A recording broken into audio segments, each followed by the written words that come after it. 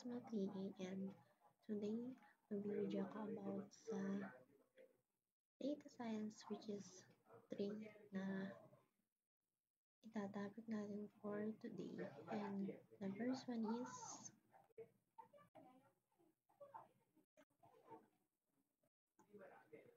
ang Matplotlib and also known as Python.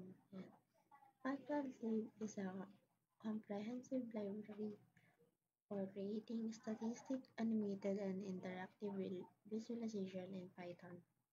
Matplotlib makes easy and hard things possible, and also create a function quality plots, make interactive figures that can zoom, pan, update, customize visual style and layout, export many file formats, Embed2, Jupyter Lab, and graphical user interfaces. And these are some examples of Matplotlib.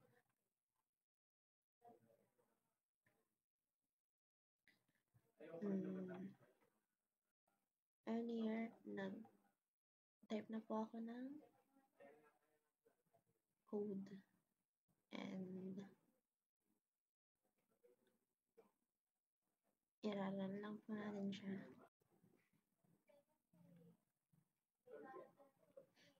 And this is ano po ang lumabas.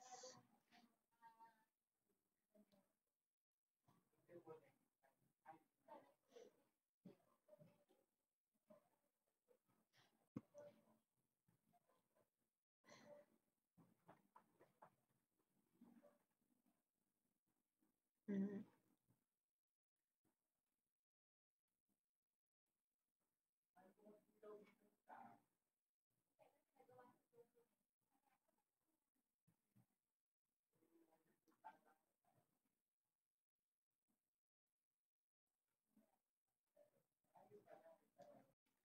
Ang tinay ko po ay import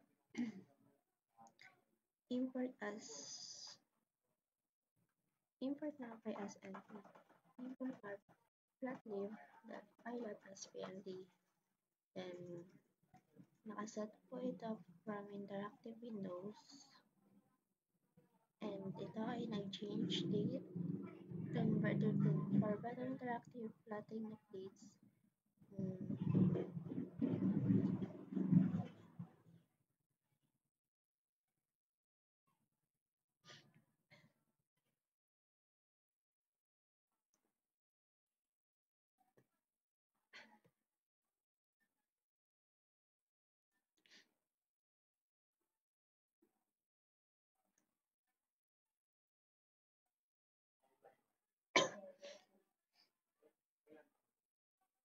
And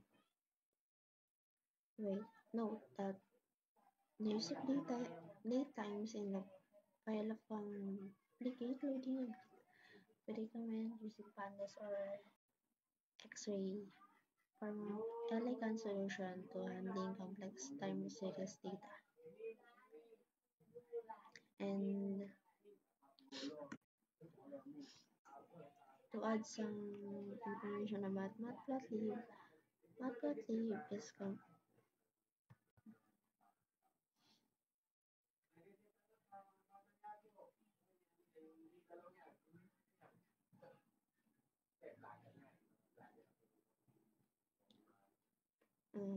Matplotlib pilot most utilities lies under the pyplot submodule and are usually imported under the PLT alias.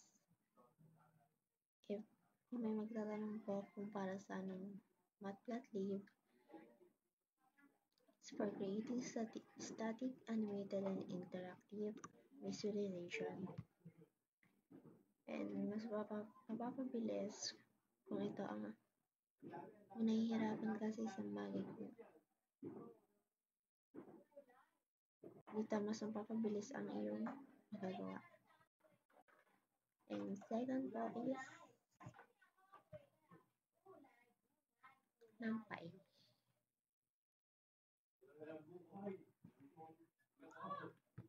Okay, NumPy.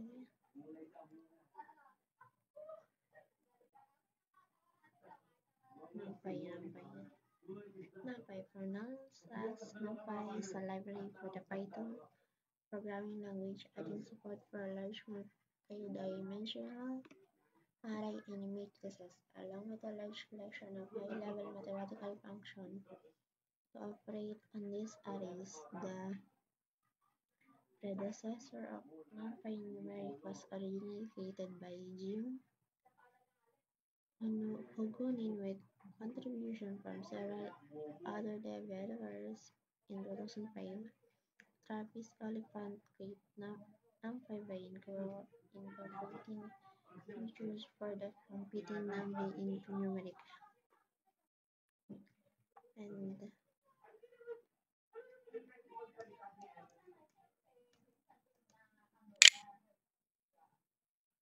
wait,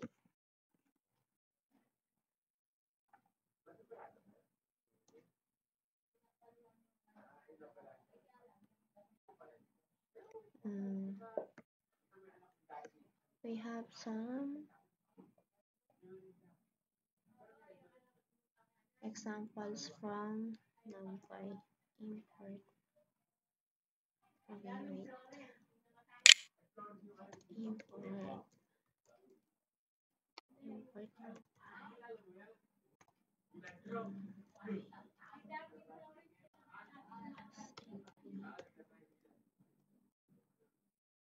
XMP. Then hashtag create Dennis name this one is one.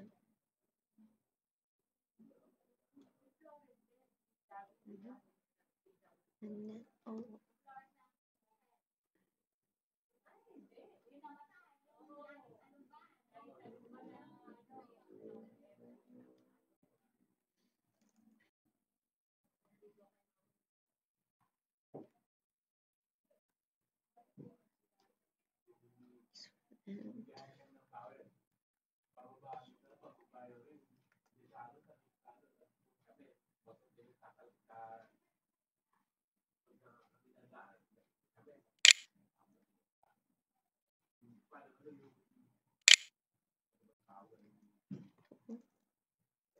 and four, six, and eight.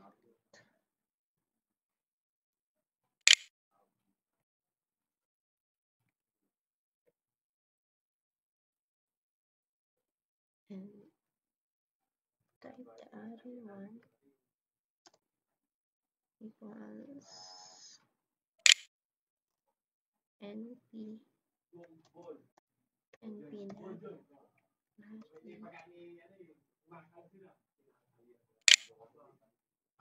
is one. Then put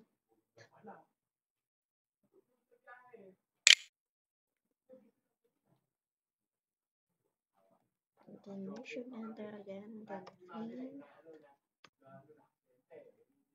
print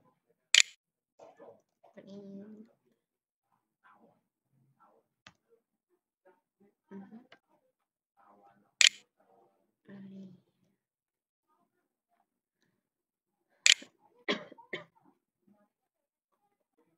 and then the output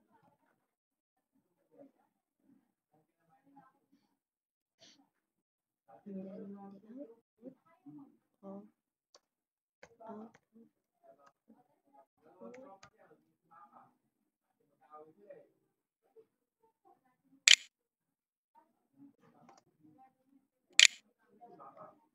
4, 6, 8.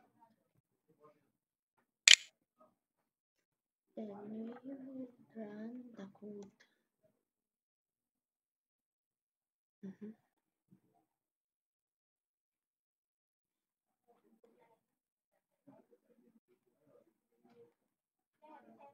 Oh, bakit air? Oh, nagamit po tayo ng slide.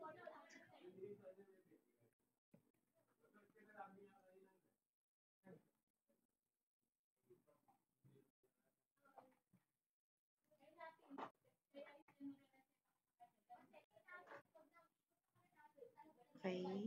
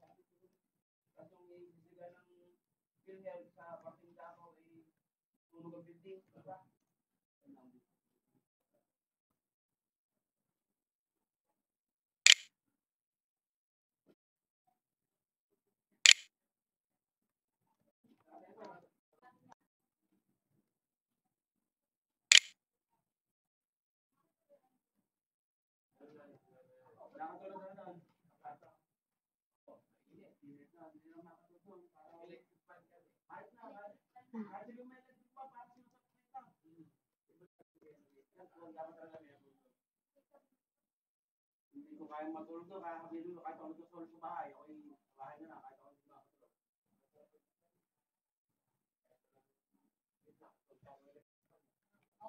We will proceed from pandas.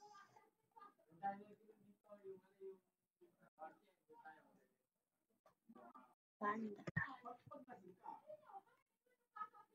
What is pandas? Pandas is a Python library used for working with datasets. This function for analyzing, cleaning, exploring, and manipulating data. The name pandas has a reference to both foreign data and Python data analysis and was created by Wes McKinney in 2008. Bakit tayo gagamit ng pandas? Pandas allows tools analyze big data and make conclusion based on statistical theories. Pandas can clean messy datasets and make readable and relevant. Relevant data is a very important in data science. Data science. What is data science?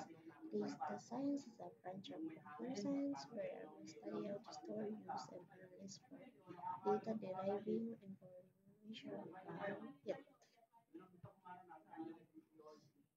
Mm, So we need some data frame and that data is in. Oh, sorry. Basic and I'm sorry. Import pandas SPD. Enter. Enter that data.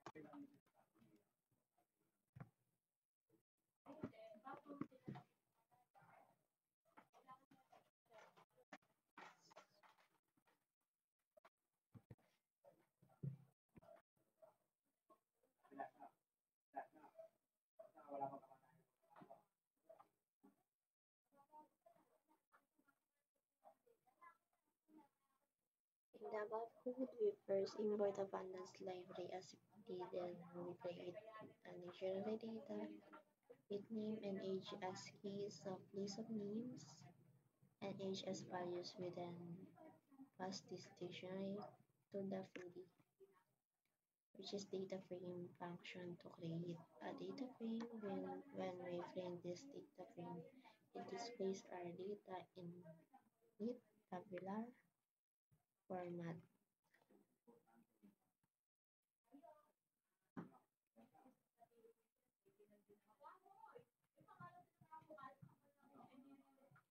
And this video is already done, and this video is for Math LD,